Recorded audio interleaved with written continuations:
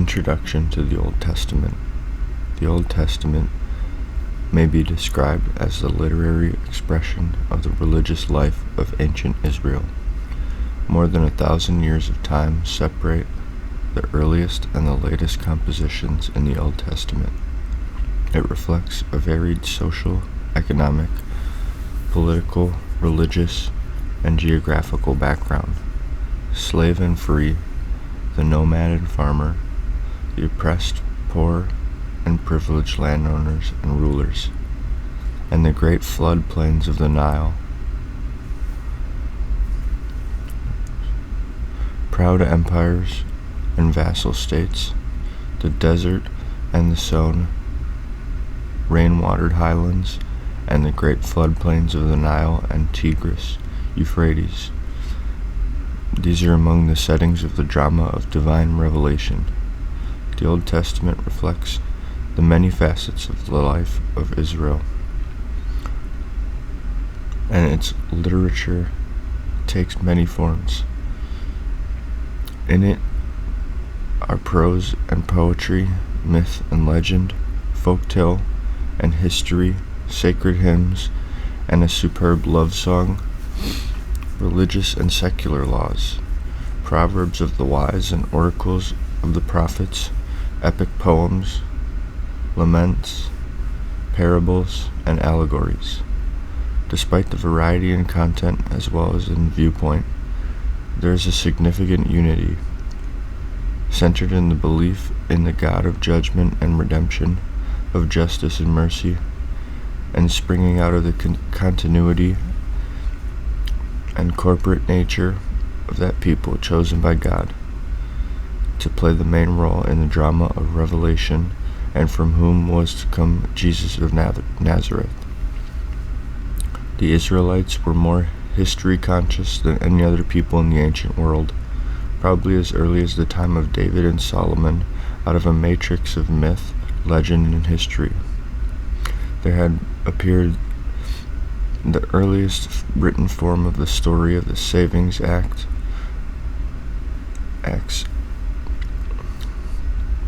probably as early as the time of David and Solomon.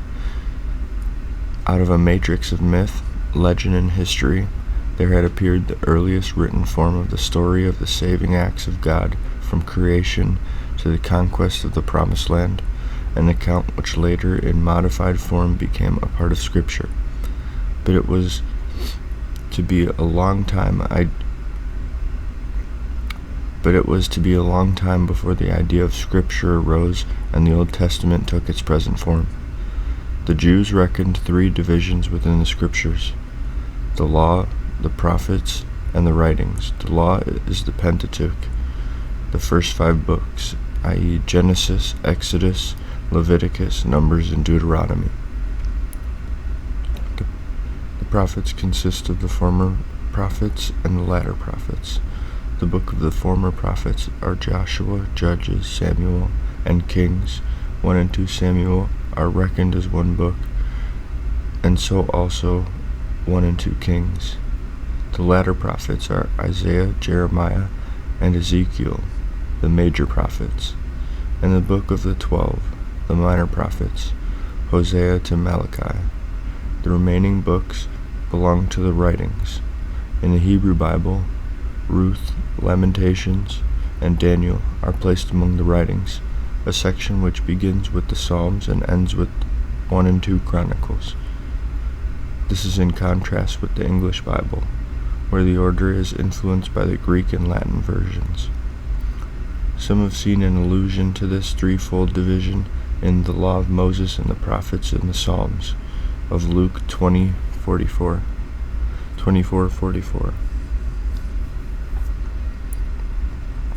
That the Bible was not written originally in English is a fact not always appreciated, and there are even those who are unaware of it.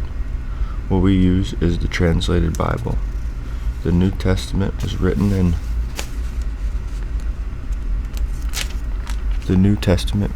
in Greek and the Old Testament in Hebrew, with the exception of parts of Daniel and Ezra, and 1 verse in Jeremiah, which are in Aramaic. Translation of Hebrew The translation of Hebrew and Aramaic presents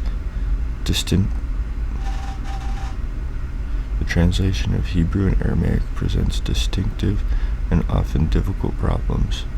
They belong to the Semitic family of languages, to which Arabic, Assyrian, and Babylonian and Canaanite also belong, in contrast to Greek and English, which are Indo-European.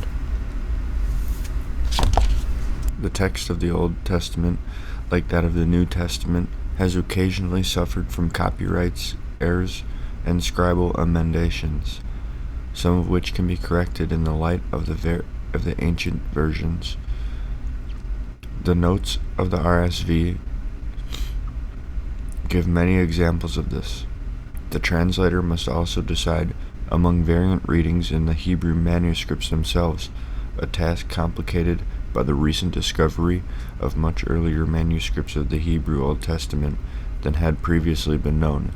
Before the time of the Council of Jamia, about AD 90-100, there did not exist a single standard text of the various books of Scripture regarded as possessing sole authority, a textus receptus. Rather, as the Dead Sea, Qumran scrolls afford evidence, there were variant recensions of the same Old Testament book. It is true that there was already in existence a form of that Hebrew text, which was to be edited later by the Jewish scholars known as Masoretes, from about AD 600 to the 10th century, and their predecessors, and which is the standard text used today. But there was also variant forms of the text. In contrast with the Qumran, evidence of variant textual recensions, the biblical manuscripts found further south in the wilderness of Judea at Wadi Murabat, and belonging to the early part of the 2nd century AD, after AD 100, are strictly Masoretic, Proto-Masoretic in character, disclosing that by this time the standard text had been adopted. Although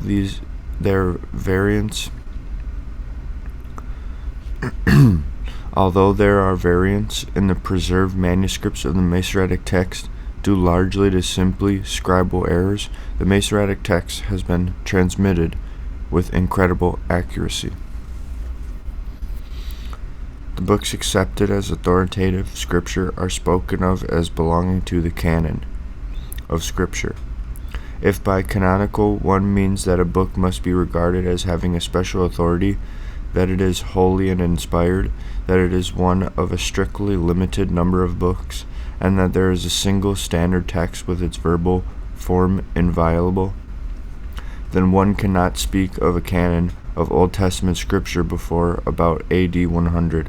Long before this, however, the Jews had their scriptures.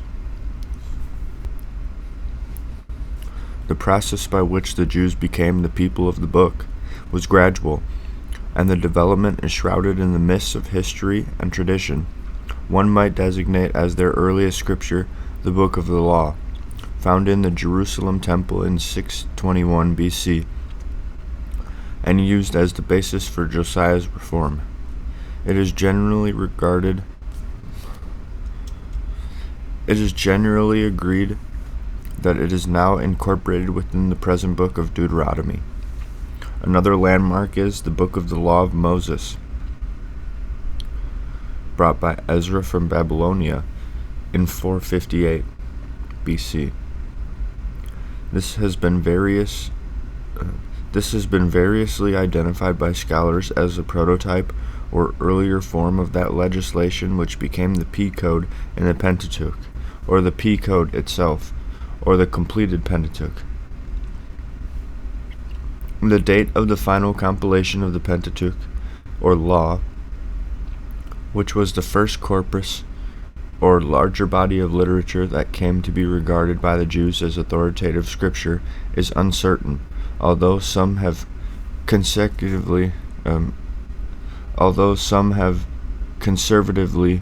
dated it at the time of the exile in the 6th century. Since the P source is found in Genesis through Joshua, those responsible for the final form of the Pentateuch must have looked upon Joshua as a continuation of it, but because the career of Moses did not extend beyond Deuteronomy, only Genesis to Deuteronomy became only Genesis to Deuteronomy came to be regarded as Mosaic in origin, and so the law was limited to the Pentateuch. Certainly before the middle of the 3rd century BC, when according to tradition the Pentateuch was first translated into Greek, it had achieved the primary status as a scripture of the Jews. It was to retain this primary position even when the body of Scripture had been enlarged to include the prophets and the writings. When in the 2nd century BC the Samaritans finally separated from Judaism, they retained the Pentateuch as their sole scripture, preserving it in a script derived from the Old Hebrew script, which was revived in the Maccabean period. Before the adoption of the Pentateuch as the law of Moses, there had been compiled and edited in the spirit and diction of the Deuteronomic school, the group of books consisting of Deuteronomy, Joshua, Judges, Samuel, and Kings, in much their present form. This may have occurred in 2 stages, i.e. shortly before the death of Josiah in 609 BC and during the exile in the middle of the 6th century. Isaiah, Jeremiah, Ezekiel, and the Book of the 12 were edited and compiled during the post-exilic period. The process of compiling and editing the latter prophets is illustrated by the addition of chapters 40 through 60 to the book of Isaiah and chapters 9 through 14 to the prophecies of Zechariah, by the superscriptions giving information about the person and time of the prophet, and by certain additions and changes mentioned in the annotations in this volume. The editing was both an adaptation of the books of the prophets to the needs of the post-exilic period and a recognition of the relevance of the prophetic messages for contemporary as well as historic Israel. Just when the former prophets and the latter prophets came to be regarded as a definitely limited book of scriptures is not clear. Ben Sirach, the author of the apocryphal book of Ecclesiasticus, writing around 180 BC, seems to have regarded his work as a continuation of the prophets and the books of wisdom. The grandson of Ben Sirach, in his preface to Ecclesiasticus, refers to the threefold division of Scripture as the law, the prophets, and the other or rest of the books, although he does not necessarily imply a closed canon. The former prophets perhaps came to be associated with the latter prophets because of allusions in the former prophets to prophetic figures and because of a tradition that they were composed largely by prophets. Such a tradition is suggested in 1 Chronicles 29:29, 2 Chronicles 9:29, 12:15, 13:22, 20:34, 26:22, 32:32. In contrast with the Pentateuch, the former prophets, and the latter prophets, the books of the writings contain less homogeneous materials. They were not edited in groups or combined as in the case of the other books, but circulated separately. This should be qualified by the recognition that 1 and 2 Chronicles, Ezra, and Nehemiah are a connected history and the work of a single author, the chronicler. It was not until about AD 100 that the authority of disputed books among the writings was settled.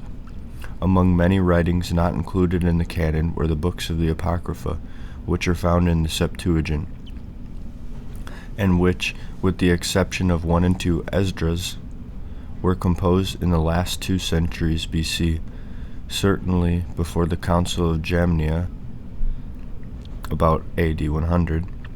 They could not be accepted, in part because of the current conviction that the Old Testament canon was closed at the time of Ezra, when prophetic revelation was supposed to have ceased, or because, in the case of some, they had been written in Greek, or else had ceased to be copied in Hebrew and Aramaic after their translation into Greek. There was also probably no widespread demand for their canonization.